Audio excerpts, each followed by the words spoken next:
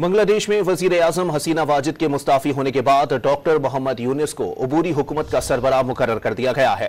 حکومت کے باقی ارکان کے ناموں کا اعلان بھی جلد کیا جائے گا۔ دوسری جانب شیخ حسینہ واجد کی برطانیہ میں سیاسی پناہ اور امریکی ویزے کی درخواستیں مسترد کر دی گئیں۔ بنگلہ دیش کی سبکدوش وزیر اعظم سیاسی پناہ ملنے پر بھارت میں ہی رہیں گی۔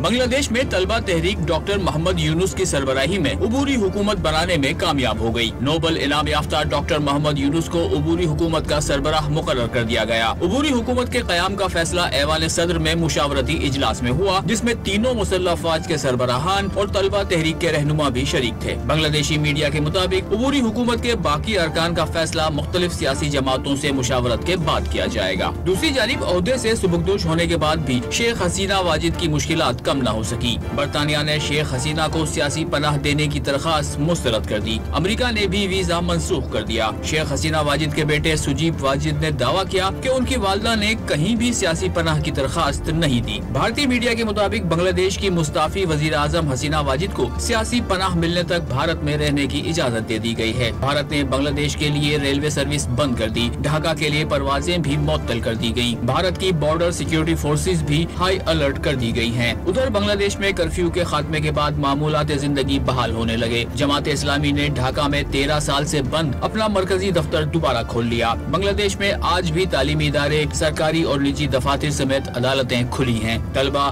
اور نیم فوجی دستوں نے ٹریفک سمیت دیگر انتظامات سنبھال لیے۔